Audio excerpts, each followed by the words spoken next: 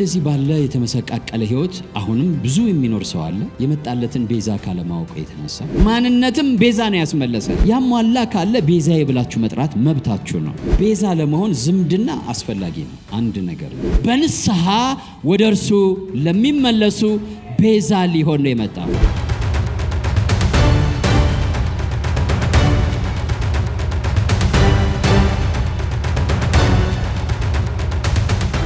ጌታ ስሙ ይባረክ። እግዚአብሔር ይሄ ባለፈው ሳምንት በነበረን ትንቢታዊ አዋጅ ቀን በክርስቶስ ተልእኮ ቤተክርስቲያን ላይ ያወጀልን ቃል አለ። ያም ቃል ምንድነው? የመለኮታዊ ረድኤት ወራችሁ ነው ብሎናል። ማለትም የመለኮትን ጣልቃ ገብነትና እርዳታ እንድንለማመድ እግዚአብሔር ድምጹን አመጥቶልናል። እነዚህ ዛሬ ሲመሰክሩ የሰማናቸው ሰዎች የእግዚአብሔር እጅ የተዘረጋላቸው ረድኤት ከሰማይ የሆነላቸው ምናልባት አይናቸውን ወደ ሰሜን፣ ወደ ደቡብ፣ ወደ ምስራቅ ቢያነሱ እንኳን የሚያዩት ነገር ያጡ አይኖችን ወደ ተራሮች አነሳው፣ ረዳቴ ከወዴት ይምጣ? ረዳቴ ግን ሰማይና ምድርን ከሰራ ከሰራዊት ጌታ ከእግዚአብሔር ዘንድ ነው ይላል። ከሱ ዘንድ እርዳታ የመጣላቸው ናቸው። ይህ ወር ደግሞ ለብዙዎቻችን ረድኤት የሚጀምርበት ጊዜ ነው። ክብር ለስሙ ይሁን። የረድኤት ወራችን ነው በሉ እስኪ ሃሌሉያ። 2019ን እየዋጀን ይህን ክረምት ማሳለፍ አለብን። ስሙ ይባረክ። እየመጣ ነው 2019። አንድ ጊዜ 2018ን በያዳህ በዓል በደንብ አድርገን እንዘጋና በእግዚአብሔር ረድኤት ደግሞ ወደሚቀጥለው የህይወት ምዕራፋችን እንሻገራለን። እኛ ዓመታትን እንዲሁ አንቆጥርም። የህይወት ምዕራፎችን ግን እንራመዳቸዋለን፣ እናነባቸዋለን፣ እንተገብራቸዋለን። ለምን? እግዚአብሔር ረድኤታችን ነው። እስኪ በሉ ከኔ ጋር እግዚአብሔር ረድኤቴ ነው በሉ እስኪ ሃሌሉያ። ጌታ ምን አለ? ብቻችሁን አልተዋችሁም አለ። ብቻችን አልተወንም። ያለ ረድኤት አልተወንም። ያለ እርዳታ፣ ያለ ደጋፊ አልተወንም። ስለዚህ ከዛ አንጻር የዛሬ ርዕሴ በሚደርስብን መከራ ሁሉ የቅርብ ረዳታችን የሚል ነው። ያው ቃሉን የወሰድኩት ከዛው ባለፈው ካነበብነው ክፍል ነው። ከዛ በፊት ግን አንድ የመጽሐፍ ቅዱስ ክፍል አነብላችኋለሁ። ፈጠን ለማለት እሞክራለሁ። ኢሳይያስ 59 ቁጥር 16 እስከ 20 በአዲሱ መደበኛ ትርጉም ነው ማነበው። እንዲህ ይላል። ማንም እንደሌለ አየ፣ ወደ እርሱ የሚማልድ ባለመኖሩ ተገረመ። ስለዚህ የገዛ ክንዱ ድነትን አመጣለት፣ የራሱም ጽድቅ ደግፎ ያዘው። ጽድቅን እንደ ጥሩር አጠለቀ፣ የድነትን ቁር በራሱ ላይ ደፋ። የበቀልንም ልብስ ለበሰ፣ መጎናጸፊያም እንደሚደርብ ቅናትን ደረበ። እንደ ሥራቸው መጠን ቁጣን ለባላጋራዎቹ፣ ፍዳን ለጠላቶቹ እንደዚሁ ይከፍላቸዋል። ለደሴቶች እጃቸውን ይሰጣቸዋል። በምዕራብ ያሉት የእግዚአብሔርን ስም ይፈራሉ፣ በፀሐይ መውጫ ያሉት ለክብሩ ይገዛሉ። የእግዚአብሔር እስትንፋስ እንደ ተቋተ እንደ ተከማቸ ጎርፍ ይመጣልና፣ እንደ ተገደበ ግድብ ማለት ነው፣ ጥሶ እንደሚሄድ።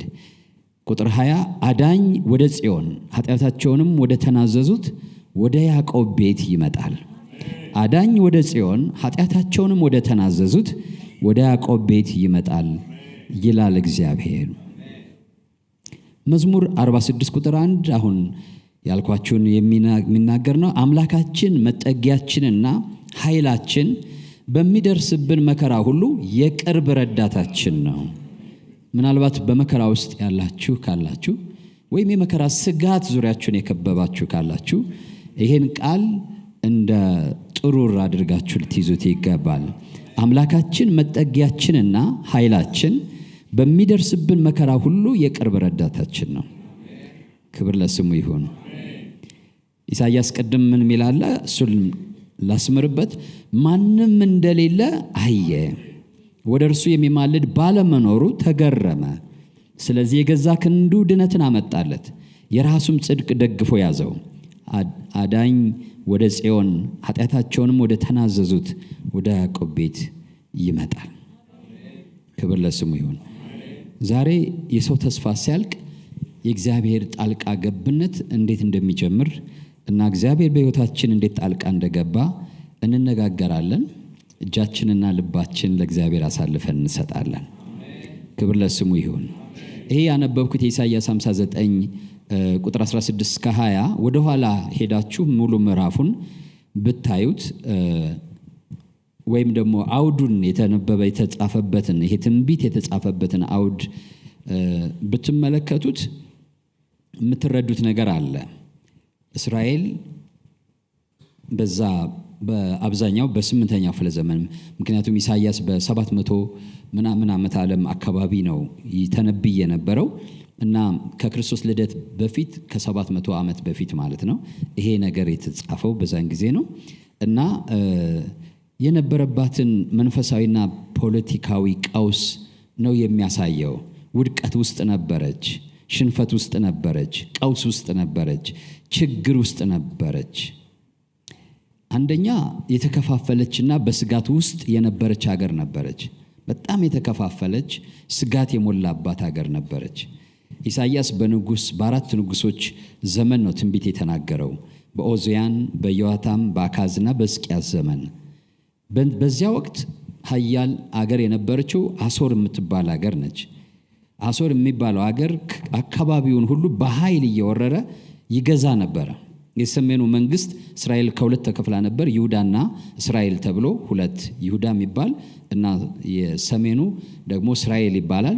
የሰሜኑ መንግስት እስራኤል በ722 ዓመተ ዓለም ላይ ሙሉ በሙሉ በአሶር ቁጥጥር ስር ወድቃ ነበር እና የቀረችው ደቡብ ነበረች። ደቡቡ ደግሞ ከ12ቱ የእስራኤል ነገዶች ውስጥ ሁለቱ ብቻ ናቸው በቁጥር ከሰሜኑም ያነሱ ናቸው እና ስጋታቸው ሰሜኑን የወረረው በአካባቢያቸው ያለውን አገር ሁሉ የወረረውና እየገዛ ያለው ክፉ የሆነው የአሶር መንግስት ከዛሬ ነገ ይወረናል እና እጅ እንሰጣለን፣ ከዛ ደግሞ እንደፈለጉ ያደርጉናል የሚል ስጋትና ፍርሃት በዛ ውጥረት ውስጥ የነበሩበት ጊዜ ነው ነቢዩ ይሄን ትንቢት ሲያመጣ።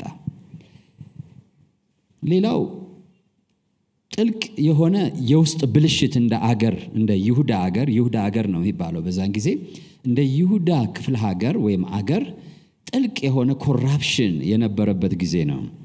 ኮራፕሽን ስንል ምን ማለት ነው? ፍትህ መጓደል በጣም የሚታይበት፣ ፍርድ ቤቶች ወይም የሲቪል ስራዎች በአጠቃላይ ለንጹሃን ጥበቃ የማያደርጉበት፣ ንጹሃን ለግፍ እና ለጥቻ የተጋለጡበት የነውር ጊዜ ነው። ደም ማፍሰስ፣ ውሸት የተለመደበት ጊዜ ነው። ምናልባት ይህን ስል ባሽሙር ያሆኑን ጊዜ እያልኩ አይደለም፣ እንደዛ እንዳይመስላችሁ። ሪሊ ቃሉን ነው እያልኳችሁ ያለው። ማንኛውንም የመጽሐፍ ቅዱስ ትርጉም ብታነቡ እንደዚሁ ነው የምታነቡት እና ከኛ ካሁኑ ጊዜያችን ጋር ስለተገናኘ ለዛ ብየው አይደለም። ግብዝነት፣ ህዝቡ ውጫዊ የሃይማኖት ስርዓቶችን የሚፈጽም የሆነበት፣ ዕለታዊ ኑሯቸው ግን በጭቆና በስግብግብነት ሌላውን በመጨቆን በመስገብገብ የሚኖሩበት። ኢሳይያስ 58ን ብዙ ጊዜ ስለ ጾምና ጸሎት አንብበነዋል፣ ከዚህ ምዕራፍ በፊት ያለውን አይደለም። እና እንዲህ አይነቱን ጾም የተቀደሰ ጾም ትለዋለህን? እኔ የምፈልገው ሰው ራሱን እንደ እንግጫ ጥሎ ዝሎ እንዲሄድ ግብዝ የሆነ ነገር እንዲያደርግ ነው ወይ? የበደልን እስራት ፍቱ ይላል አይደለም? እና እንደዛ አይነት ጊዜ ነው የነበረው። የበደል እስራት ነበረ፣ ግፍ ነበረ፣ አመፃ ነበረ እና እግዚአብሔር ከዛ የተነሳ ጆሮ ከመስማት አልደነቆረችም፣ እጁ ከማዳን አልታገደችም። ነገር ግን ኃጢአታችሁ በእግዚአብሔርና በእናንተ መካከል ሆና ግድግዳ ሆና ለይታለች፣ ድምፃችሁን እንዳይሰማ እጁን ዘርግቶ ደግሞ እንዳይፈውሳችሁ የተባለበት ጊዜ ነው። ስለዚህ ኢሳይያስ ለዚህ ህዝብ ነው መልእክት የተሰጠው እና እግዚአብሔር ይጠብቅ ነበረ በመካከል ተነስቶ የሚማልድ የሚጮህ፣ አይኑን ወደሱ የሚያነሳ፣ ተስፋውን እሱ ነው የሚያደርግ ያይ ነበረ። በዛን ጊዜ ግን እንደሱ ነገር አልነበረም። ያልተሳካ የሰው መሪ ፍለጋ ነበረ፣ ማለት የሰው አጋዥ ፍለጋ ነበረ። ከዛ ካሉበት ምስቅልቅል ህይወት ማን ያወጣን ይሆን የትኛው ነው የሚል ፍለጋ ውስጥ ወድቀው ነበረ። የይሁዳ ህዝብ ችግራቸውን በሰው መፍትሄ ለመፍታት ደጋግመው ይሞክሩበት የነበረ ጊዜ ነው። ንጉሥ አካዝ በዛን ጊዜ ከጣዖት አምላኪዋ ከአሦር ጋር ብስማማ ይሻለኛል ብሎ ስምምነት ለማድረግ ሞክሮ ነበረ። ያ ስምምነት ግን ወደ ምንዝርና ወሰደው፣ መንፈሳዊ ምንዝርና ውስጥ አስገባው። ስምምነቱ ፖለቲካዊ ብቻ አልሆነም፣ መንፈሳዊ ሆነ። የበለጠ እግዚአብሔርን ማሳዘን፣ የበለጠ እግዚአብሔርን መበደል አይነት ሆነ እና እግዚአብሔር በጣም ገስጾታል። እና ይሄ በሆነ ጊዜ ነው ኢሳይያስ 59 ቁጥር 16 ላይ ሰው እንደሌለ አየ የሚለው። ምን እንደሌለ? ሰው እንደሌለ። ስለዛ ሕዝብ ደግሞ እውነተኛ ሰው የለም፣ የሚረዳ የለም፣ የሚታደግ የለም እና አማላጅ እንደሌለ ወይም መካከለኛ የሚሆን እንደሌለ አይቶ ተደነቀ፣ ተገረመ ይላል። ሕዝቡን ለመጠበቅና ለፍትህ ለመሟገት የተሰጣቸውን የፖለቲካ መሪዎች፣ ካህናት፣ ዳኞች ሙሉ በሙሉ እንደዚህ ሕዝብ እንዲጠብቁ፣ ለሕዝቡ እንዲሟገቱ፣ ፍትህን እንዲያሰፍኑ፣ ርትዕ እንዲያደርጉ የተሰጣቸው ሰዎች ሁሉ እውነተኛ ሆነው አልተገኙም እና እግዚአብሔር ያን ያጣበት ጊዜ ነው። ከዛ ግን እግዚአብሔር ያን ከተናገረ በኋላ ወደ መለኮታዊ ጣልቃ ገብነት የሚደረግ ሽግግርን እንመለከታለን። እግዚአብሔር ስሙ ይባረክ። ማንም የሰው ንጉሥ ወይም ስምምነት ይሁዳን ከፖለቲካ ጠላቶቻቸው ወይም ከራሷ ስነ ምግባራዊ ውድቀት ሊያድናት ስላልቻለ ኢሳይያስ የሕዝቡን ትኩረት ከሰብአዊ የፖለቲካ መፍትሄ ፍለጋ ወደ እግዚአብሔር እንዲዞር እግዚአብሔር ሲልከው እንመለከታለን እና በዚህ ምንባብ ውስጥ እንደምናየው ያህዌ ራሱ እንደ መለኮታዊ ተዋጊ ትጥቅ ይታጠቃል። ጳውሎስ የጽድቅን ጥሩር የመዳንን ቁር ልበሱ እንዳለው እግዚአብሔር ራሱ የጽድቅን ጥሩር፣ ለምን ጽድቅን የወደቀው እና ከዛ ሕዝቡን ደግሞ የሚያድንበት የመዳን ሄልሜት ቁር ምንድነው የሚባለው? ቁር አይደል? እሱን ሲያጠልቅ እናየዋለን። ራስ ላይ የሚደረገው እግዚአብሔር ያ አያስፈልገውም፣ ምሳሌያዊ የሆነ ንግግር ነው። ያን አድርጎ እግዚአብሔር አምላክ ወደ ሕዝቡ ሲመጣ እናየዋለን። ፍትህን ለማስፈጸም፣ ጨቋኞቻቸውን ለማሸነፍ፣ በመጨረሻም ንስሐ የገቡትን ወደ እርሱ የተመለሱትን ለመመለስ ቤዛ እልካለሁ ይላል። በንስሐ እኔ ወደ ጽዮን እመጣለሁ፣ ንስሐ የገቡትንም እታደጋለሁ ይላል። እግዚአብሔር ስሙ የተባረከ። ከምንድን ነው እታደጋቸዋለሁ የሚለው? በዛን ጊዜ ከነበረው ውድቀት ውስጥ ነው። እንግዲህ ይሄ በጊዜው ለነበሩ ህዝቦች ነው።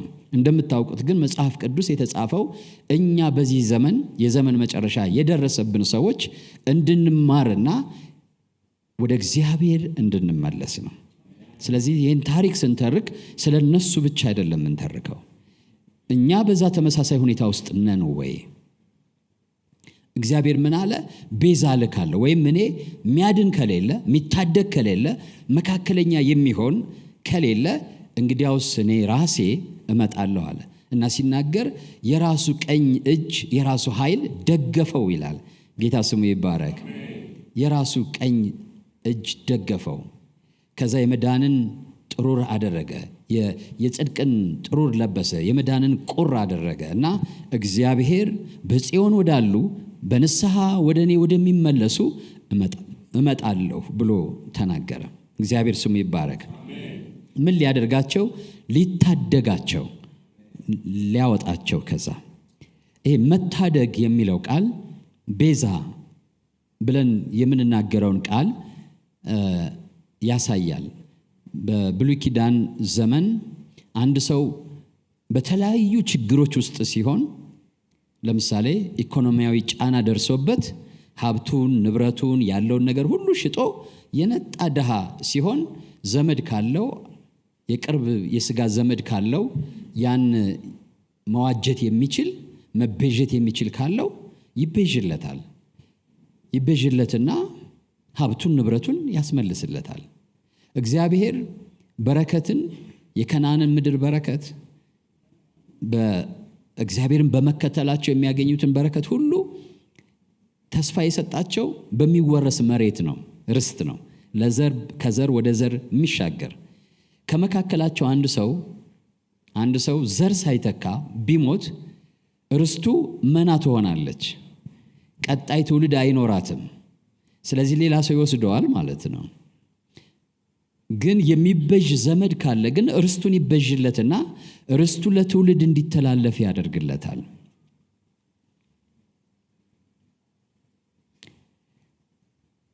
ይሄ የሚያደርግ ዋጋ ከፍሎ የቅርብ ዘመዱን ርስት ከዕዳ የሚያስለቅቅ፣ የቅርብ ዘመዱን ሀብት ከዕዳ የሚያስለቅቅ፣ አንዳንዴ ሀብት ንብረት ብቻ ሳይሆን ሰውየው ሀብት ንብረቱን ሰጥቶ ከድህነቱ የተነሳ መጨረሻ ላይ ራሱ ሲቀር ራሱንም ደግሞ ይሸጣል። ሰውየው ራሱን ባሪያ አድርጎ ይሸጣል፣ ለሌላ ላለው ማለት ነው። ግን የቅርብ ዘመድ ካለው ደግሞ ይሄን ሰውዬ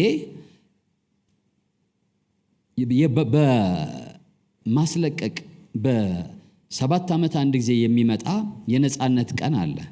በዛን ቀን የሪደምሽን ዴይ አለ፣ የቤዛነት ቀን አለ። ዘመዶች ሁሉ ርስት የሚያስመልሱበት፣ የተያዘን የሚያስለቅቁበት። ከዛም በፊት ፈቃደኛ የሆነ መጣላቸዋለሁ ዘመድ ካለው የሱን የተያዘበትን ዋጋ ከፍሎ ከባሪያ አድርጎ ከሚገዛው ሰው ማስመለስ ይችላል። ግን ይሄ ሰው ከዛ ባርነት ነፃ ለመውጣትና እንደገና ስፍራው ላይ ለመቆም፣ ርስቱ ላይ ለመቆም፣ ርስቱንም እሱንም የሚገዛ ዘመድ ያስፈልገዋል። አንደኛ ዘመድ፣ ሁለተኛ ደግሞ ለመግዛት ሀብት ንብረት ያለው ሰው ያስፈልገዋል። ወገኖች ይሄ ሰው በዕብራይስጥ ጎኤል ይባላል። ምን ማለት ነው? ቤዛ ዘመድ ማለት ነው። ቤዛ ዘመድ፣ ዘመድ ብቻ ሳይሆን ምን አይነት ዘመድ? ቤዛ ዘመድ። ቤዛ ዘመድ በአስፈላጊ ጊዜ በእናንተ ፋንታ ዋጋ ከፍሎ የሚቤዣችሁ ወይ እናንተን ወይ እናንተ የሆነን ነገር ከውድቀት ከኪሳራ እና ከማቆም የሚታደግ ማለት ነው። ይህን ከዘሌዋውያን 25 ላይ ብናነብ እናገኘዋለን። 25 ቁጥር 25 ላይ እንደዚሁ ዘሌዋውያን 25 47 49 ላይ ባነብ ጊዜ ይሄድብኛል። ዘኍልቍ ደግሞ 35 19 ላይ ታገኛላችሁ። እንግዲህ ጎኤል የሚባለው የዘመድ ቤዛ አሁን እንዳልኩት በአራት የተለያዩ ህጋዊ መስኮች ላይ ይሰራል። የዘመድ ቤዛ በሉ እስኪ ሁላችሁም። 4 የህይወት አቅጣጫዎች ላይ ይሰራል። አንድ እንዳልኩት ዘሌዋውያን 25 ላይ የምታዩት የንብረት ቤዛ ይሆናል። የንብረት ዋስትና ይሆናል። ቅድም እንዳልኩት መሬት በእስራኤል ውስጥ ከእግዚአብሔር የተሰጠ ዘላቂ የቤተሰብ ውርስ ነበር። አንድ ሰው በድህነት ተነድቶ ድህነት አስቸግሮት የአባቶቹን ርስት ለመሸጥ ሲገደድ ጎኤል ያንን መሬት መልሶ የመግዛት ህጋዊ ግዴታ ነበረበት። ግን ደግሞ ፈቃደኝነቱ ይፈለጋል። በዚህ ንብረቱ በቤተሰቡ ነገድ ውስጥ እንዲቆይና ትውልዳዊ ድህነት እንዳይከሰት ይከላከል ነበረ። ይሄ ጎኤል የሚባለው ሰውዬ የሚገዛበት ምክንያት እሱ ገዝቶ ሰብስቦ ሀብታም ለመሆን ሳይሆን በነገድ የተደራጁ ናቸው። በቤተሰብ የሱ ቤተሰብ አንድ ርስት ነው ያላቸው። ስለዚህ ቤተሰባዊ ወይም ነገዳዊ ድህነት እንዳይመጣ ተቤዥቶ ይታደጋል ማለት ነው። ድህነትን ያርቃል ማለት ነው። ግልጽ ነው እያልኩ ያለሁት።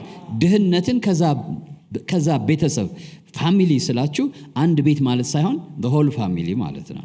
ከዛ አሁን ፈረንጆች የፋሚሊ ኔም የሚሉት አለ አይደል? እኛ ስለሌለን አሁን ይሄ አይገባንም።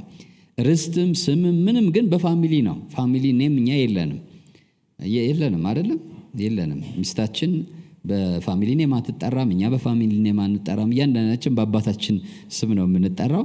የጋራ ነገር የለንም። ግን እስራኤል ግን የፋሚሊ ጉዳይ ነው ያላቸው። ስለዚህ ይሄ የራሱን ፋሚሊ ነገድ ነው የሚታደገው ማለት ነው። ድህነትን ይከላከላል። እግዚአብሔር ይመስገን። እግዚአብሔር ነው ያን ያደረገው። ሁለተኛው የሰው ቤዛ ነው። አንደኛው የንብረት ቤዛ ነው። ሁለተኛው የሰው ቤዛ ነው። ዘሌዋውያን 25 ከ47 እስከ 49 ችግረኛ የሆነ እስራኤላዊ ዕዳውን ለመክፈል ራሱን ለባርነት ቢሸጥ፣ ዕዳ መክፈል ሳይችል ቢቀር ራሱን ለባርነት ቢሸጥ ነፃነቱን ያጣ ነበረ። ባሪያ ከሆንክ ነፃነት የለህም። ምንም ነገር በስምህ አይመዘገብም። ባንተ በራስህም ላይ ምንም አይነት መብት የለህም። ይሄ እኛም ሀገር የነበረ በዛ ዘመን ብቻ ሳይሆን እስከ ቅርብ የተወሰኑ 100 ዓመታቶች ድረስ በሰው ልጅ ላይ ይፈጸም የነበረ ነገር ነው። አንድ ሰው በባርነት ይሸጣል እና ነፃነቱን ያጣል ከተሸጠ በኋላ። ጎኤል የሚባለው የቤዛ ዘመድ ግን ዘመዱን ከባርነት ነፃ ለማውጣት የገንዘብ ቤዛ የመክፈል ኃላፊነት ነበረበት። የነፃ ሰው ደረጃውንም ይመልስለታል። በመክፈል ያን ሰው ነፃ ሰው ያደርገዋል። ክብር ለጌታ ይሁን። ባርነቱን ይሰብርለታል ማለት ነው። ከዛ እንደ ማንኛውም ነፃ ሰው እንዲመላለስ እኔነት እንዲኖረው ያደርገዋል። ሶስተኛው ደም ተበቃይ ነው። የደም ተበቃይነት ኃላፊነት አለበት። ጎኤል የሚባለው ወይም የዘመድ ቤዛ የቤተሰብ አባል ቢገደል መገደል የለበትም። ለምን? የእስራኤል ኢየሱስ ክርስቶስ እንዲመጣ ዘር መጠበቅ ስለሆነ እግዚአብሔር የሰጣቸው ስርዓት።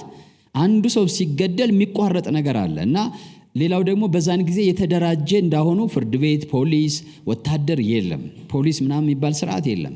ስለዚህ እግዚአብሔር አምላክ ፖሊስ ይዞ ፍርድ ቤት ወስዶ ምናምን አይደለም የሰጣቸው። በዛን ጊዜ ምን አይነት ህግ ነው?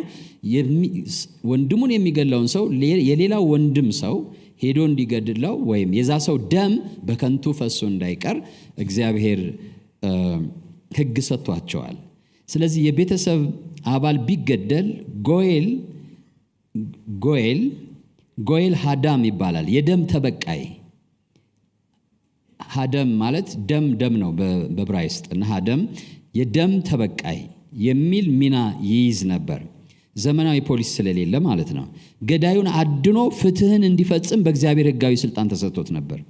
ጉዳዩ የሰውየውን ደም ማፍሰስ ሳይሆን መልሶ ፍትህ መጽናት አለበት። ቅድም ያልነው እስራኤላውያን በምን ውስጥ ነበሩ? ፍትህ በማጣት ውስጥ ነበሩ። ይበደላሉ። በደላቸውን የሚቋቋምላቸው ግፋቸውን የሚያስወግድላቸው የለም። እግዚአብሔር በምድሪቱ ላይ ግፍ እንዲሆን አይፈልግም። በግፍ የሰው ደም እንዲፈስ አይፈልግም። ስለዚህ እዚህ ጋር ደምን በደም ፈንታ ለማድረግ ሳይሆን ግፍ መኖር የለበትም። ስለዚህ የግፈኛውን ደም በዛ መልኩ ይበቀል ነበርና የደም ተበቃይ ይባላል። ይሄ የቤዛ ዘመድ ምንድን ነው ብትሉ ባለው ሀብትና ንብረት መታደግ ብቻ ሳይሆን ብትገደሉ እንኳን ደማችሁን ይበቀላል ማለት ነው። ጀስቲስ ያመጣል። በእናንተ ላይ በተደረገ ነገር ላይ ፍትህ ያመጣል ማለት ነው። ያን ለመውሰድ ኃላፊነት አለበት። እሱም ቢገደል ማለት ነው። ይሄ ሰው የምንላችሁ ቢገደል፣ ሌላ ደግሞ ይሄኛው ቀድሞ ችግሩ የደረሰበትን ያኛው ዘመዱ ያደርግለታል።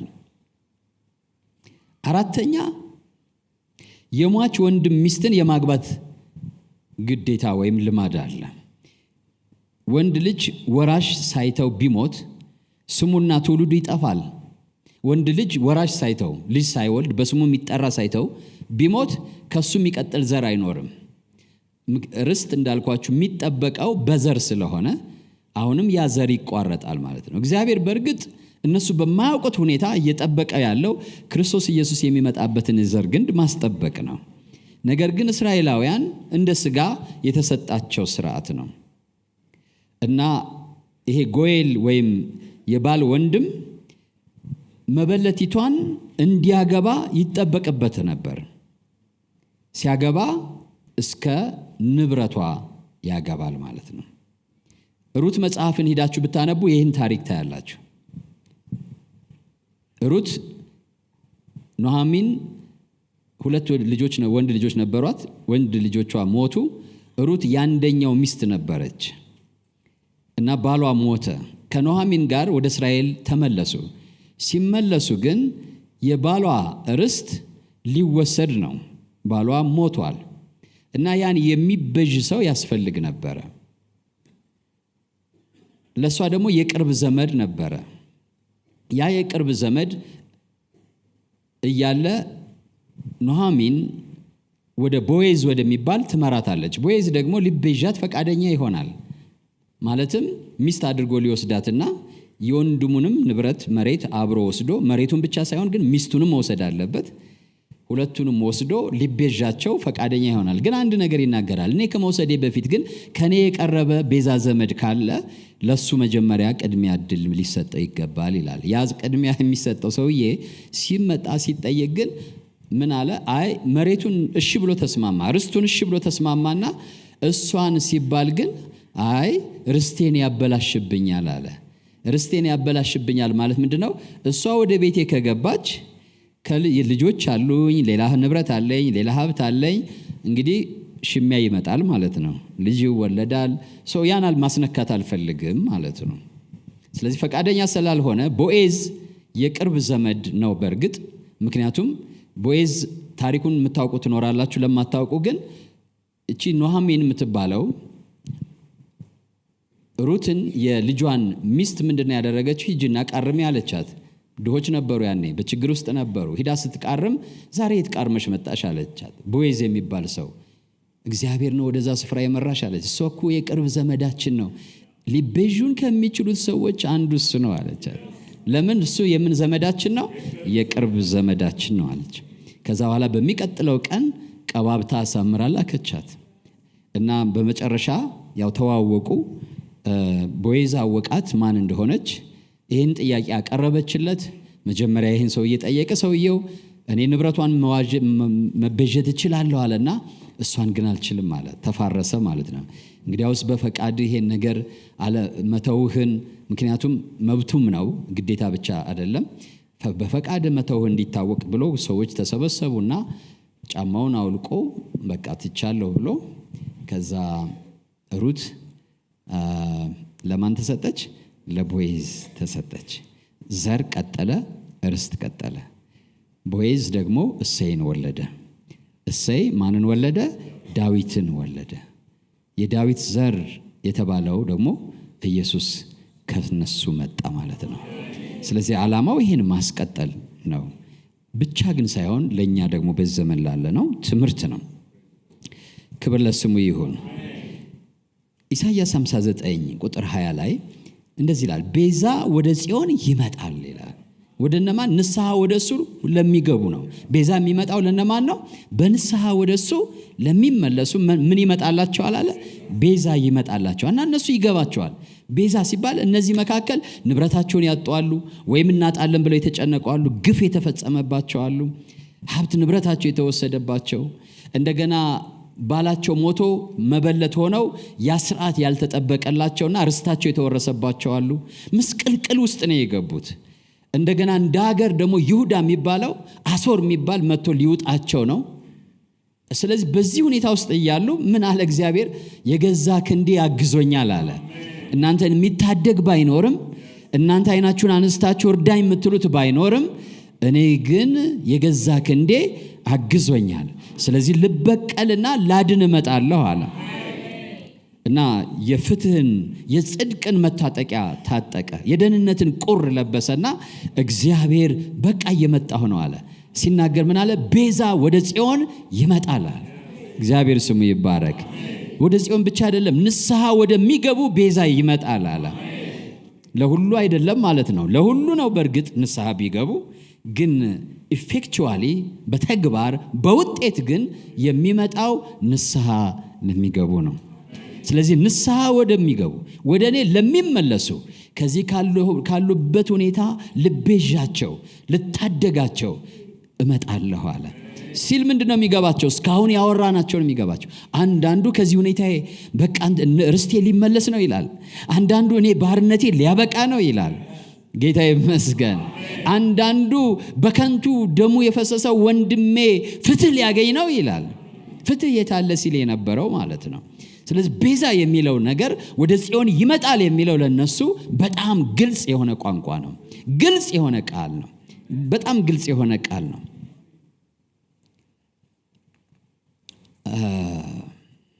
ወገኖቼ ይህ ነገር ታዲያ ከኛ ጋር ምንድን ነው የሚያገናኘው? እኛ እንደዚህ ባለ የተመሰቃቀለ ህይወት አሁንም ብዙ የሚኖር ሰው አለ። የመጣለትን ቤዛ ካለማወቁ የተነሳ፣ ሌላው ደግሞ ቤዛ ካለማግኘቱ የተነሳ ስለሌለ ሳይሆን፣ እቺ ሩት የምትባል ሴት ጊዜ ስለሌለኝ ነው። መጽሐፈ ሩት ላይ ብታነቡ መጽሐፍ ቅዱስን ያላችሁ አንብቡ፣ የሌላችሁ ገዝታችሁ አንብቡ። ብታነቡ ሩት ላይ ቤዛ ሳታገኝ ቆይታለች። አንድ ቀን ግን አገኘችው። ቦዔዝ የተባለ ቤዛ ማለት ነው። ያ ርስቷን አስቀጠለላት፣ ማንነትንም አስቀጠለላት። አሁን እርሷ የኢየሱስ ክርስቶስ የዘር ግንድ ውስጥ ያለች ስሟ የሚጠራና የሚጠቀስ ሆናለች። የነ ዳዊት አያት ነች እሷ። ክብር ለጌታ ይሁን። ቤዛ ባታገኝ ኑሮ ግን በቃ ተቋረጠ፣ አበቃት ታሪኳ ማለት ነው። እንደዛ ባለ ሁኔታ ውስጥ የነበሩ ታሪካቸው የተቀየረው ቤዛ ሲያገኙ ነው። አንዳንዶቹ ባርነታቸው አብቅቶ ወደ ርስታቸው ተመልሰው መሬታቸውም ተመልሶ ርስታቸው ተመልሶ እንዳለ እነሱ ነፃ ወጥተው ባለ ሀብት ባለቤት ንብረት ሆነው ከእስራኤል ዜጎች መካከል እንዳንዱ ተቆጥረው መኖር ችለዋል። ከምን የተነሳ? ቤዛ ከማግኘታቸው ወይም የዘመድ ቤዛ ከማግኘታቸው የተነሳ። የዘመድ ቤዛ ያላገኙትስ ይህ ሁሉ እድል የላቸውም። እኛ በዚህ ሁኔታ ውስጥ ነው የነበርነው። ለብዙ ሺህ ዓመታቶች የሰው ልጅ ያለቅሳል፣ ይጮሃል፣ እርስ በርሱ ኢፍታዊ የሆነ ነገር ይደርስበታል፣ በሰይጣን ይጨቆናል። ከዛ ሲሞትም ወደ ዘላለም ሞት ይሄዳል። እግዚአብሔር ያዘጋጀለት ገነት የተባለው አጥቶታል ርስቱን። እግዚአብሔር ያዘጋጀለትን ማንነት የእግዚአብሔር ልጅ የሚለውም ማንነት አጥቶታል። ባሪያ ሆኗል። የዲያብሎስ ባሪያ ሆኗል። በወዙ በጣሩና በግረቱ የሚኖር ከተፈጥሮ ነፃ እንወጣለን የሚል ሰምታችኋል። ድሮ መፈክር ነበረ በደርግ ዘመን። የሰው ልጅ ከተፈጥሮ ነፃ ይወጣል። ተፈጥሮ ራሱ ምን አድርጎት? ባሪያ አድርጎት። መጽሐፍ ቅዱስም በሮሜ ምዕራፍ 8 ላይ ፍጥረት ሁሉ በባርነት ተይዞ በመቃተት ውስጥ ይገኛል ይላል። ፍጥረት በባርነት ተይዞ ግን ፍጥረት በባርነት ይያዝ እንጂ ደግሞ እግዚአብሔር ተስፋ ሰጥቶታል። ምን አይነት ተስፋ? ከዛ ባርነት ነፃ የሚወጣበት ተስፋ ሰጥቶታል።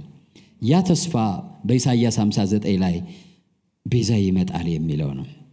ዛሬ ግን ያ ተስፋ እውን ሆኗል። ቤዛ ተገኝቷል። ቤዛ መጥቷል። ለኛ ሀገር ይሄ እንግዳ አይደለም። በዛይት ዓለም እንላለን። በዛይት ዓለም ማለት ቅድስት ድንግል ማርያም ማለት አይደለም። በዛይት ዓለም የሚባለው መድኃኔዓለም ማለት ነው። ኢየሱስ ክርስቶስ ነው። የዓለም ቤዛ ማለት ነው። የዓለም ቤዛ። ስለዚህ አንድ ሰው በብሉይ ኪዳን ቤዛ ለመሆን ዝምድና አስፈላጊ ነው። አንድ ነገር ነው። 4 ነገሮች ናቸው የሚያስፈልጉት ቤዛ ለመሆን። አንደኛው በደም መዛመድ አለበት። በሉ እስኪ ሁላችሁም በደም ምን ማለት አለበት? የደም ዘመድ መሆን አለበት። ያን መብት የሚሰጠው እግዚአብሔር የሰጠው ሕግ ነው። መብቱን የሚሰጠው የመበጀት መብት የሚሰጠው የደም ዘመድ ሲሆን ነው እንጂ በቃል ኪዳን በምናምን አይደለም። የደም ዘመድ መሆን አለበት። ሁለተኛ ቤዛ ሲሆን የሚከፈለውን ነገር ሙሉ በሙሉ ለመክፈል የሚበቃ ሰው የገንዘብ አቅም ያለው መሆን አለበት። ቤዛ ለመሆን አቅም ያለው መሆን አለበት። ሶስተኛ ፈቃደኛ መሆን አለበት። ቤዛ ለመሆን እግዚአብሔር በሕግ ቢያስቀምጠውም ግን ደግሞ ፈቃደኝነት፣ የሰውየው ፈቃደኝነት ያስፈልጋል። ለምን? ሰውየውን ይሄኛውን ሰውዬ እሱ ባሪያ አድርጎ አልሸጠውም፣ ራሱ ነው የተሸጠው። ግን መቤዠት ግን እንደ ቤተሰብ ርስት ግዴታው ነው። ቢሆንም ደግሞ ግዴታ ተቤዠው ግን አይባልም። ፈቃደኛ መሆን አለበት። ግዴታው የውዴታ ነው ማለት ነው። የምን ግዴታ ነው? የውዴታ ነው። ስለዚህ አልወድም ካለ ግዴታው አያስገድድም በሕግ። አራተኛ ከዕዳ ራሱ ሙሉ በሙሉ ነፃ መሆን አለበት። ሌላ ዕዳ እያለበት ሌላን ሰው ከዕዳ ማንጻት አይችልም። ግልጽ ነው እያልኳቸው ያለው። እነዚህን 4 ነገሮች ያሟላ ሰው ነው ለሆነ ሰው ንብረትም ሰውነትም ቤዛ መሆን የሚችለው። እነዚህ 4 ነገሮች በኢየሱስ ክርስቶስ ተሟልተው እናያለን። ክብር ለጌታ ይሁን። ኢየሱስ እነዚህን 4 መስፈርቶች ሙሉ በሙሉ አሟልቶ በመገኘቱ ምክንያት ቤዛ ለመሆን በቅቷል። አንደኛ በደም የተዛመደ ስለሆነ ኢየሱስ ክርስቶስ በደም ከኛ ጋር ተዛምዶናል። ለምን ከዛ በፊት የሥጋ ዘመድ አልነበረንም ወይ? ነበረን። ማለት እኛ ሁላችን አለን፣ እስራኤላውያንም አላቸው። ነገር ግን ሰውን ከዘላለም ሞት እና ባርነት ለመቤዠት ያ ጥላ የሆነ ስርዓት ነው። ግን እውነተኛ ሞት አለ፣ እውነተኛ ባርነት አለ፣ እውነተኛ ድህነት አለ። መንፈሳዊ ባርነት፣ መንፈሳዊ ድህነት፣ መንፈሳዊ ጉስቁልና አለ። ያኛው ጥላ ነው፣ የእስራኤል ጥላ ነው ስጋዊው። ግን የሰው ልጅ እውነተኛ ባርነት፣ እውነተኛ መከራ፣ እውነተኛ ስቃይ አለ። ያ ደግሞ ዘላለማዊ ነው። የእስራኤሉ ጊዜያዊ ነው። ግን የሰው ልጆች ግን አጠቃላይ ባርነቱም፣ ድህነቱም፣ ጉስቁልናውም፣ መከራውም፣ ስቃዩም ዘላለማዊ ነው። በዲያብሎስ እጅ ስር መውደቅ፣ ርስትን ማጣት፣ በዲያብሎስ ጭቆና መኖር ዘላለማዊ ነው። ከሞትም በኋላ ዲያብሎስ ወደሚኖርበት ሀገር ነው የሚሄደው። ስለዚህ የሚከፈለውም ክፍያ እንደዛው የላቀ ነው። ስለዚህ አብርሃም ቤዛ መሆን አልቻለም። ይስሐቅ ቤዛ መሆን አልቻለም። ያዕቆብ ቤዛ መሆን አልቻለም።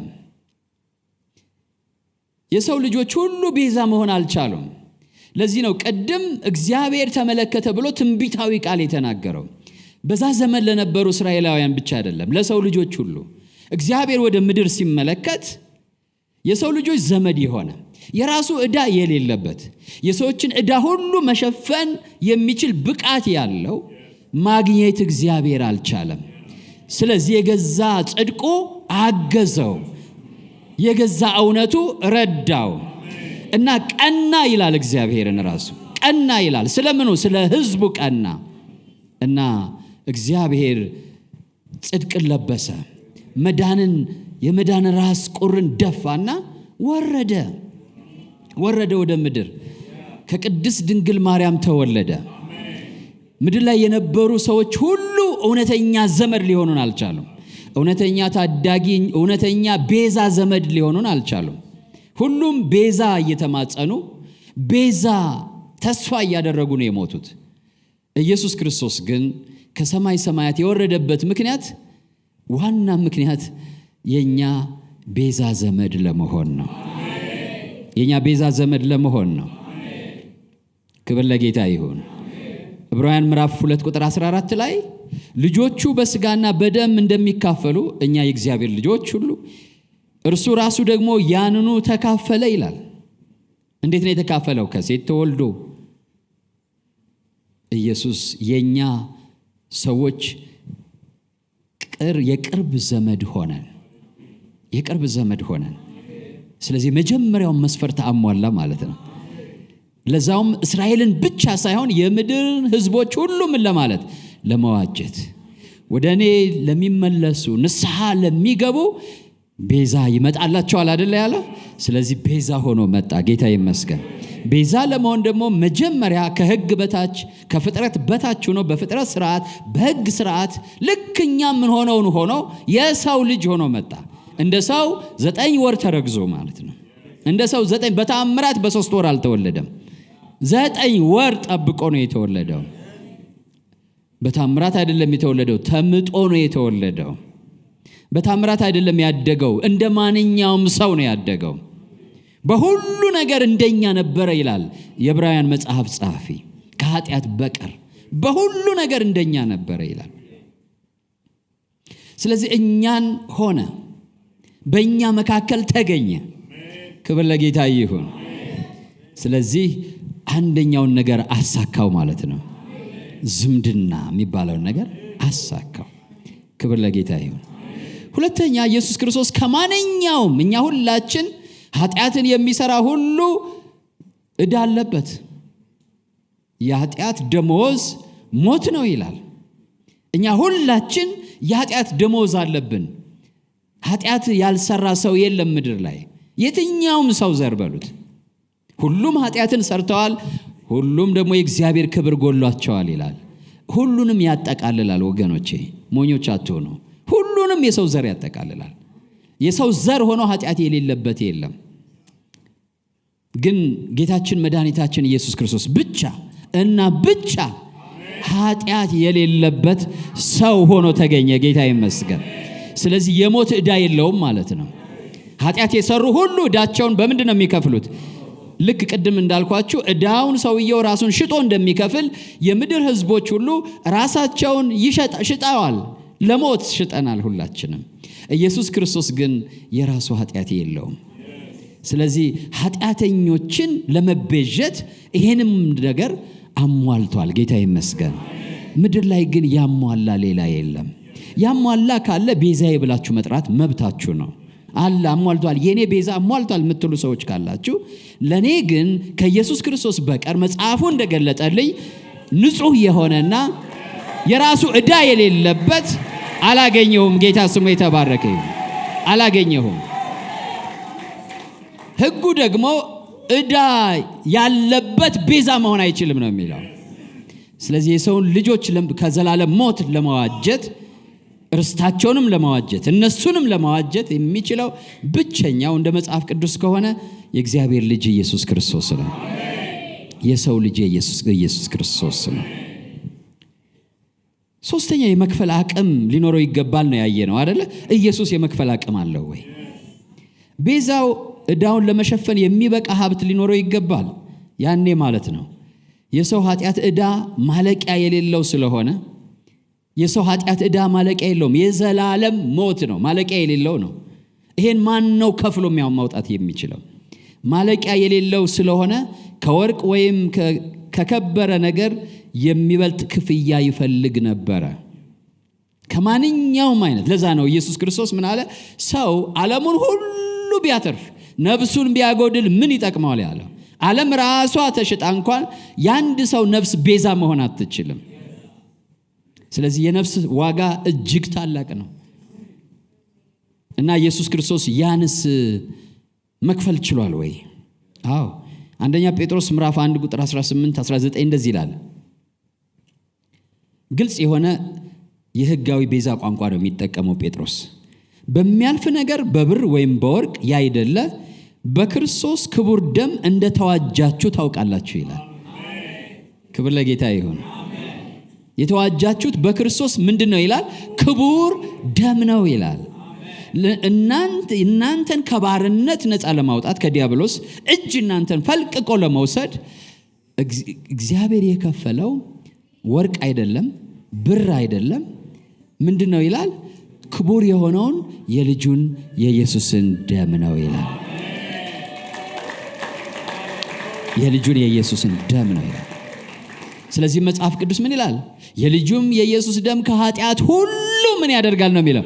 ያነጻል፣ ከዕዳ ሁሉ ያስለቅቃል እንደማለት ነው። ኃጢአትን የሚሰራ የኃጢአት ባለ ዕዳ ነው አይደለም? ግን የልጁ የኢየሱስ ክርስቶስ ደም ግን ከኃጢአት ሁሉ ምን ያደርጋል? ያነጻል፣ ያስለቅቃል። ከዕዳ ነፃ ከኃጢአት ዕዳ ምን ያደርጋል? ነፃ ያደርጋል። ከኩነኔ ነፃ ያደርጋል። ይሄን ማድረግ የሚችል ሌላ የለም። ስለዚህ ኢየሱስ ክርስቶስ ቤዛ ዘመዳችን ነው ማለት ነው። ቤዛ ዘመድ እኔ አግኝቻለሁ፣ እናንተስ አግኝታችኋል? እኔ የራሴን ቦዔዝ አግኝቻለሁ፣ እርሱም የእግዚአብሔር ልጅ ኢየሱስ ነው። አሁን ርስት የሌለኝ አይደለሁም፣ ርስቴን ተበጅቶልኛል። አሁን ማንነት የሌለኝ አይደለሁም፣ የእግዚአብሔር ልጅ ሆኛለሁ። እኔን ተበጅቶኛል። ክብር ለጌታ ይሁን። ኢየሱስ ክርስቶስ ይሄን ሁሉ ያለው ራሱ አለ፣ ደሙ አለ፣ ብቃቱ አለ። ፈቃደኛ ነበረው ወይ ኢየሱስ ክርስቶስ ቤዛ ሆኖ ራሱን ለመስጠት? አዎ። ክብር ለጌታ ይሁን። ዮሐንስ 10:18 ላይ ኢየሱስ ስለ ምን አለ? ነፍሴን ማንም ከኔ አይወስዳትም አለ። አንዳንድ ሰዎች ነፍሱን ኃያላን ሰዎች ተናጥቀው የወሰዷት ይመስል ያለቅሱለታል። ኢየሱስ ግን ነፍሱን በገዛ ፈቃዱ ነው አሳልፎ የሰጠው። መከራን የተቀበለው በገዛ ፈቃዱ ነው። የተገረፈው በገዛ ፈቃዱ ነው። አቅም አንሶት አልነበረም። እየሰማችሁ ነው ወይ? አቅም እንዳለው ገራፊዎችን አሳይቷቸዋል። እኔ ነኝ ሲላቸው ያ እኔ የተባለው ታላቅ እኔነት እግዚአብሔር ነው። ጌታ ስሙ ይባረክ። ለዚህ ነው በዚህ ዘመን እኛ እኔ የሚለውን ነገር አስወግዱ የምንለው። ከኔ ፋንታ ክርስቶስ በሉ። እግዚአብሔር ይመስገን። ማንን ትፈልጋላችሁ አላቸው ሊወስዱት ሲመጡ ተላልፎ በተሰጠበት ምሽት በዛ በጌተሰማኒ ያ ከሃዲው ሳመው አይደለ? ከዛ እሱ ነው ሂጄ ምስመው ነው ብሎ ምልክት ሰጣቸው። ከዛ ሲመጡ ማንን ትፈልጋላችሁ ሲላቸው የናዝሬቱን ኢየሱስን አሉት። እኔ ነኝ አላቸው። እኔ ነኝ የሚለውን ቃል ካፉ ሲያወጣ ሁሉም ወደቁ ይላል። ምንድን ያሳያቸው? ምንም ማድረግ እንደማይችሉ ነው ያሳያቸው። ኃይሉን አሳይቷቸዋል። ከዛ በኋላ ግን በፈቃዱ ግን እኔን የምትፈልጉ ከሆነ እንግዲያውስ እኔን ውሰዱኝ፣ እነዚህን ልቀቋቸው አለ። ቤዛ ማለት ይሄ ነው። ቤዛ ማለት ይሄ ነው።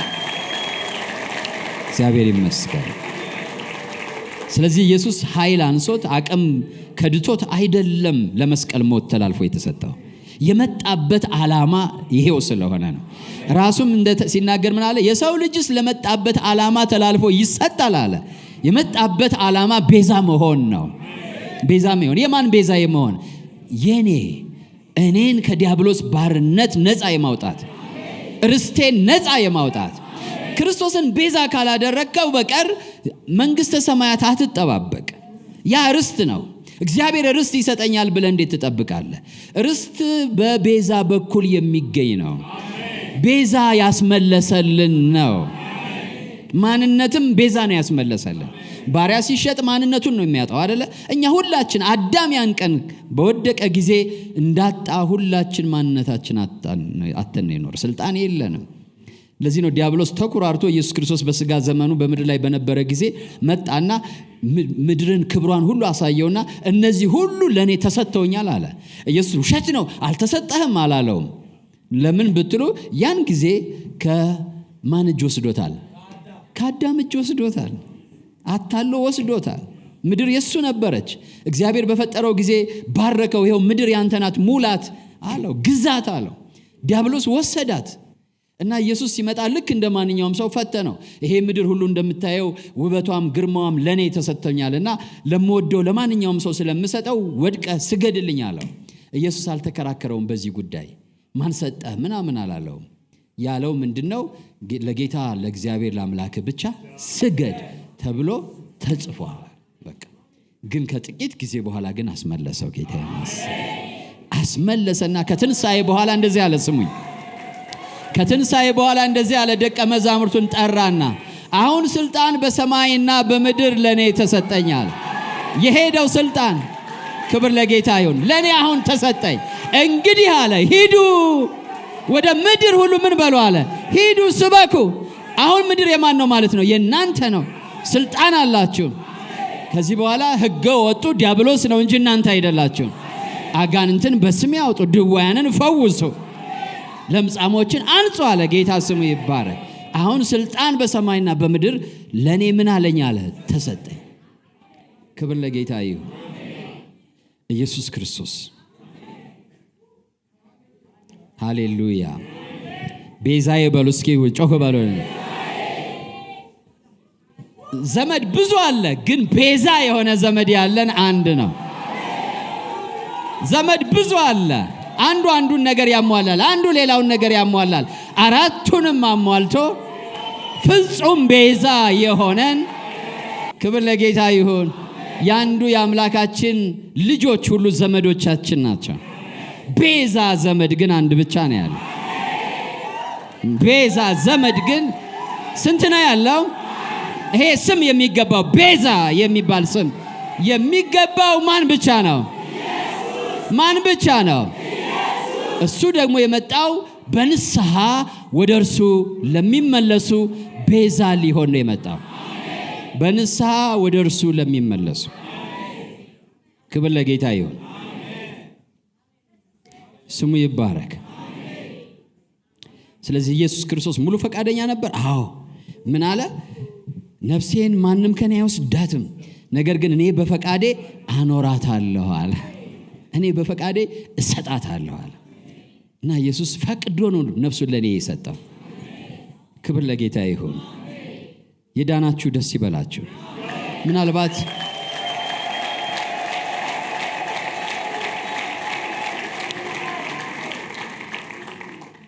ለዚህ ነው መጽሐፍ ቅዱስ በሁለተኛ ቆሮንቶስ ላይ ምዕራፍ 8 ላይ እርሱ ባለጸጋ ሆኖ ሳለ ስለኛ ድሃ ሆኖ ከምን ዋጀን ይላል? ከድህነት ዋጀን ይላል። ክብር ለስሙ ይሁን። ኢየሱስ ክርስቶስ ንጽሕና ነበረው ወይ ብትሉ ፍጹም ንጽሕና ነበረው። ፍጹም በንጽሕና ብቁ ነበረ። ቅድም ያልጠቀስኩላችሁ ኃጢአት ያላወቀውን ይላል ሁለተኛ ቆሮንቶስ ምዕራፍ 5 ቁጥር 22 ላይ ኃጢአት ያላወቀውን ክርስቶስን ስለኛ ምን አደረገው ይላል? ኃጢአት ያላወቀ ማን ነው? ክርስቶስ ብቻ ነው። ሁሉም ሰው በሕይወት ዘመኑ ኃጢአት ያውቃል። ኃጢአት ያላወቀ ሰው የለም። ኃጢአት ያላወቀ ማን ነው? ክርስቶስ ብቻ ነው። ያሟላ የሰውን ሕይወት ለመቤዠት ብቃት ያለው። ስለዚህ ከማንም ጋር ኮምፕሌክስ አይደለም ያለን። የቅድስት ድንግል ማርያም ሚና በዚህ ትልቅ ነው። በሰው ልጅ መዳን ውስጥ ምንድን ነው ብትሉ ጌታ ኢየሱስ ክርስቶስን መውለድ ሌላ ሰው ማድረግ የማይችለው ነው። ትልቅ ጸጋና ትልቅ መመረጥ ነው። እርሱን አሳድጎ ለመስቀል ሞት ማብቃት ክብር የሚገባው ስራ ነው። ያን መከራ ሁሉ ከእሱ ጋር መቀበል ክብር የሚገባው ነው። ምናልባትም ከሰው ልጆች እንደሱ ያለ ሰው ያለ አይመስለኝም። ከሴቶች ሁሉ የተለየሽ ተብላለች አይደለ? እውነት ነው። እሷን የሚያክል ሴት የለም። ቤዛ ግን ሌላ ነው። ቤዛ ሌላ ነው። ቤዛ ሌላ ነው።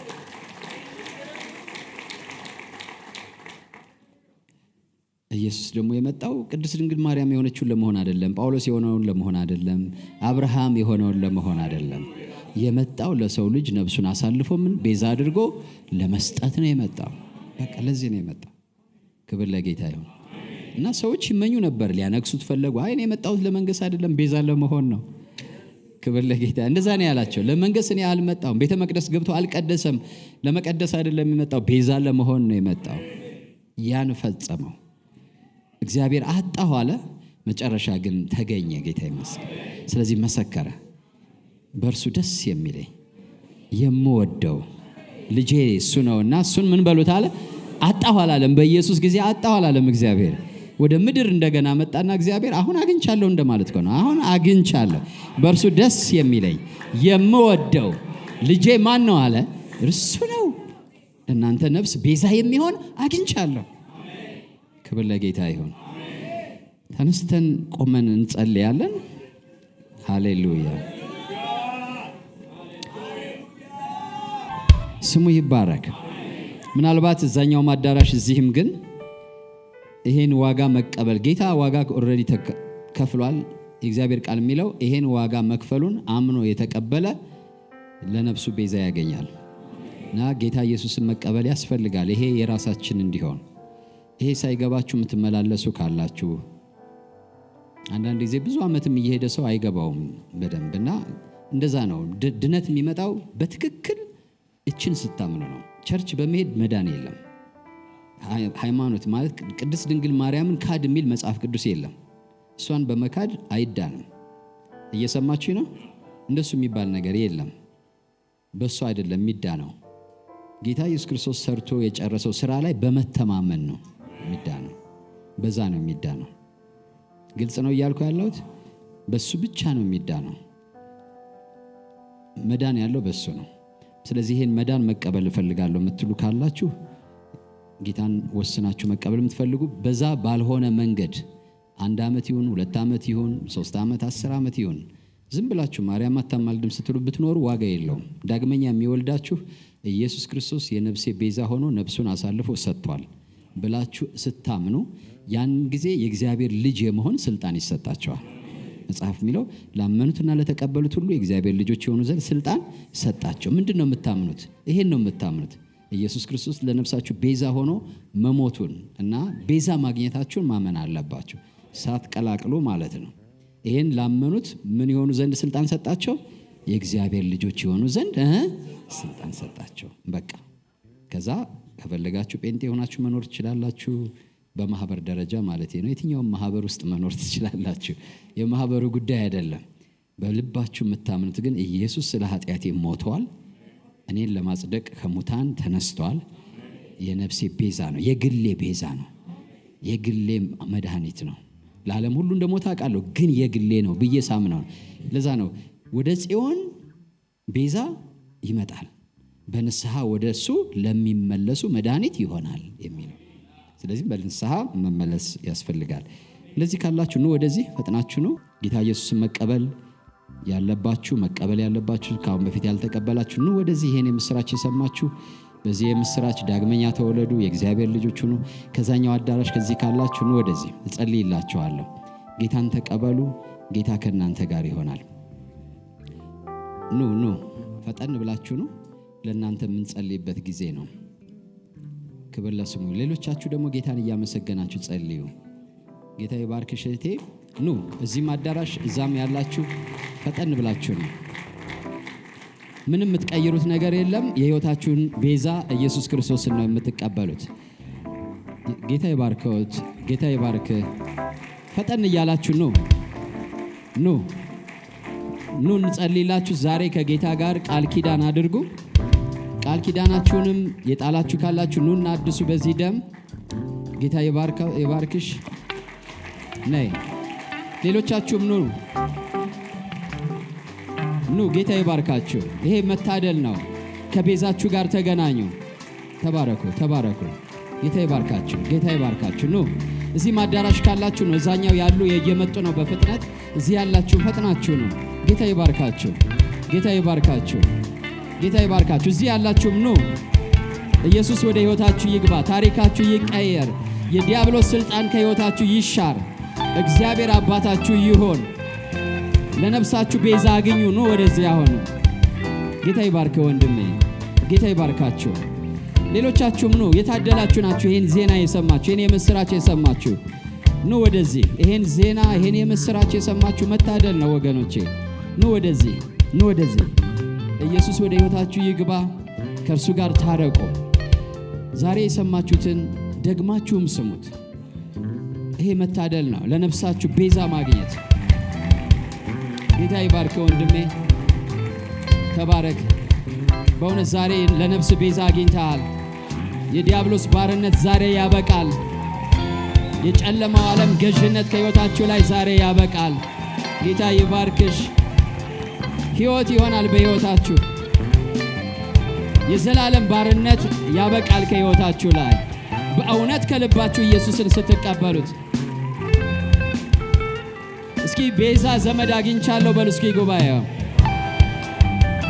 ቤዛ ዘመድ አለኝ በሉ። እስኪ ብዙ ዘመዶች ቢኖርኝም በሉ። እስኪ ቤዛ የሆነኝ ዘመድ ግን አንድ ነው።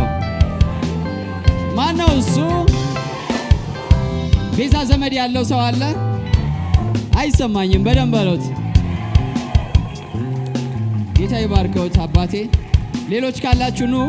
ወደ ጸሎት ከመሄድ በፊት ይሄን በጣም የተባረከ ጸሎት አብራችሁ ጸልዩ። ከዛሬ ጀምሮ የባርነት ቀንበር ከሕይወታችሁ ይሰበራል። ከዛሬ ጀምሮ የኢየሱስ ክርስቶስ ደም ኃጢአታችሁን ያጥበዋል።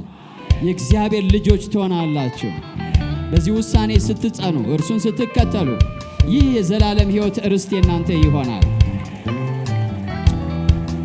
ጌታ ይባርክ ወንድሜ። ኑ ለናንተ ነው ወገኖቼ። ቅድም በመግቢያዬ ላይ ተናግሬያለሁ። እኛ መልእክት አስተላላፊዎች ነን። ኢየሱስ ግን ስራውን ሰርቶ ጨርሷል። ስለዚህ እኛ እየነገርናችሁ ያለው እንደ መልእክተኛ ነው። ይህን መልእክት የላከው ኢየሱስ ነው ለነፍሳችሁ። እግዚአብሔር ነው እየተናገራችሁ ያለው። ስለዚህ ኑ። ያልወጣችሁ ካላችሁ ኑ። አሁንም እጠብቃችኋለሁ። ፈጠን ብላችሁ ጊዜ ሳትወስዱ። ከዛኛው አዳራሽ ካላችሁ ኑ። ኢየሱስ ወደ ሕይወታችሁ ይግባ። ታሪካችሁን ይቀይረው። ሕይወታችሁን ይቀይረው። ኑ ወደዚህ ፈጠን ብላችሁ ኑ ወደዚህ። ምንም የሚያሳፍር ነገር የለውም። ሰው ኃጢአትን በአደባባይ እያደረገ ኢየሱስን መቀበል ምንም አያሳፍርም። ተባረክ ወንድሜ። ወስኑ። ዛሬ የውሳኔ ቀን ነው። ረድኤት ወደ ሕይወታችሁ ይመጣል። ሃሌሉያ። ለሰው ልጆች ሁሉ ረድኤት ተገኝቷል። የሚረዳ ተገኝቷል። አጋዥ ተገኝቷል። አሳቢ ተገኝቷል። ዘመድ የለኝም፣ ባለስልጣን የለኝ፣ እናት አባቴ፣ አያት ቅድም ልንል እንችላለን። ግን የሚገርማችሁ እግዚአብሔር እውነተኛ ዘመድ ሰጥቶናል። ለነፍሳችን ግድ ያለው፣ ለፍጻሜያችን ግድ ያለው ያ ኢየሱስ ነው። ሌላ የቀረሰው ካለ እድሉን ልስጥሽ። ይሄ እድል አያምልጣችሁ። እንጸልይላችሁ ነው። ወደዚህ ምንም አትግደርደሩ። በዘላለም ሕይወት መግደርደር አያስፈልግም። እድሉ አሁን ነው ያለው። ሃሌሉያ፣ ስሙ ይባረክ። ቅድም በመግቢያዬ እንደተናገርኩት ለማንም ብላችሁ በዚህ ምድር አንድ ጊዜ ነው የምትኖሩት። ይሉኝታ አያስፈልግም። ሰብራችሁ አምላካችሁን ተከተሉ። ዓለም ሁሉ ያልፋል። ምናየው ነገር ሁሉ፣ ሀብት ያልፋል፣ ንብረት ያልፋል፣ ድህነትም ብልጽግናም መኖርም ሁሉም አላፊ ናቸው። የማያልፈው የዘላለም ሕይወት በክርስቶስ ኢየሱስ የተቀበልነው ነው። ስለዚህ የማያልፈውን ሕይወት ኑና ተቀበሉ። ተባረኪ። ይህን የእግዚአብሔር ምክር ተቀብሎ የሚመጣ ሰው የተባረከ ነው። በእውነት እግዚአብሔር ልቦናውን ያበራለት ሰው ነው። እኛ በልጅነታችን አበራለን። በጨለማ በድቅድቅ ጨለማ ነው የነበርነው። ለዛ ነው ቅድም ከጋይንት የመጣችውን ጌታ ባርኮሻል ያልኳት። ይገባኛል ከየት ሀገር እንዴት ብርሃን እንዳየች ማለት ነው። እኛ ከድቅድቅ ጨለማ ነው የመጣ ነው። ከድቅድቅ ጨለማ ነው እና ልብን ሲያበራ ነው እግዚአብሔር በቃ ለዘላለም ሕይወት ሲያዘጋጅ እና እግዚአብሔር ለዘላለም ሕይወት የጠራችሁ ነው። አሁንም ዝም ብሎ በአጋጣሚ አይደለም ወደ ቸርች የሚያሰኛችሁ። እግዚአብሔር ልቦና ሰጥቷችሁ ነውና እሺ ብላችሁ ነው የቀራችሁ። ካላችሁ እንጸልያለን። አሁን ልጸልይ ስለሆነ የቀረሰው ካለ የመጨረሻ እድል እሰጣለሁ። እኔ በምድር ላይ ምንም ነገር አልለምንም። ሰዎች ግን እንድትድኑ ለምናለሁ። ሌላ ነገር ሊያሳፍራል፣ መዳናችሁ ግን አያሳፍርም። ኑ እለምናችኋለሁ፣ ለእናንተ ማለት ነው። ከዚህ ቤዛችሁ ጋር ተገናኙ። ለምንድን ነው የምለምናችሁ? የተሻለ ስለሆነ፣ በቃ የበለጠ ስለሆነ። ክብር ለስሙ ይሁን። የቀረሰው ሰው ካለ እድል ልስጥ። ፈጠን ብላችሁ ነው ባካችሁ። ኑ አትቅሩ፣ ወደ ኋላ አትበሉ። ሕይወት የእናንተ አይደለም። በሕይወት ላይ እናንተ አታዙም። ጌታ ይባርክሽ። ፈጠን ብላችሁ ነው። ጌታ ይባርክሽ። የቀረሰው ፈጠን ብላችሁ ነው። እና ይሄ ውሳኔያችሁ ደግሞ እዚህ ያላችሁ መመክራችሁ እውነተኛ ይሁን። እሺ ቀጥሉ ማለት ነው። እዚህ ጋር በመውጣት ብቻ የዘላለም ሕይወት አይገኝም። ውሳኔያችሁ መጽናት አለበት። ጌታን መከተል አለባችሁ። የሚከተለኝ ነው ያለው ጌታና መከተል ያስፈልጋል። እሺ ለይስሙላ እዚህ ብትወጡ ዋጋ የለውም። የዘላለም ሕይወት የምትፈልጉ ከሆነ ዛሬ ቁርጥ ውሳኔ መወሰን አለባችሁ። ለእናንተ ለራሳችሁ ማለት ነው። ያን ስታደርጉ ርስታችሁን ታገኛላችሁ። የዘላለም ሕይወት ታገኛላችሁ። ጌታ ይመስገን። እኔ ስለኮራሁበት ነው ይሄን ማወራው ከብዙ ዓመታት በኋላ። እናንተም ትኮሩበታላችሁ። የዛሬ ውሳኔያችሁን እጆቻችሁን አንሱና አብረን እንጸልያለን። እኔ የምጸልየውን አብራችሁኝ ጸልዩ። እግዚአብሔር አባት ሆይ ልጅህን ኢየሱስ ክርስቶስን ቤዛዬ እንዲሆን ወደ ምድር ስለላከው ከቅድስት ድንግል ማርያም ስለተወለደ ስለ ኃጢአቴ በመስቀል ስለሞተ እኔን ለማጽደቅ በሦስተኛው ቀን ከሙታን ስለተነሳ ስለዚህ ውድ ስጦታህ አመሰግንሃለሁ። ዛሬ ልጅህ ኢየሱስ ክርስቶስ የነፍሴ ቤዛ እንደሆነ ከልቤ አምኜ ተቀብየዋለሁ። ዓለምን፣ ሰይጣንን፣ ስራውን ክጃለሁ። ኢየሱስ ክርስቶስ የነፍሴ ቤዛ ነው፣ ጌታ ነው። እግዚአብሔር ሆይ ኃጢአቴን ይቅር ስላልክ፣ በደሌን ስላስወገድክልኝ፣ ስለተቀበልከኝ አመሰግንሃለሁ። ክብር ለስምህ ይሁን። አሜን። ሃሌሉያ። እንኳን ደስ አላችሁ። እንኳን ወደ እግዚአብሔር ቤተሰብ በሰላም መጣችሁ። ቅድም እንዳልኳችሁ በውሳኔያችሁ ጽኑ። ቤተ ክርስቲያን የምታስተምራችሁን ተማሩ። እስከ ፍጻሜው የሚጸና ነው እውነተኛ መሆኑ የሚታወቀው። ስለዚህ ጽኑ። እሺ፣ እንኳን ደስ አላችሁ። እኔ ስለ እናንተ ደስ ብሎኛል። ጌታ ይመስገን።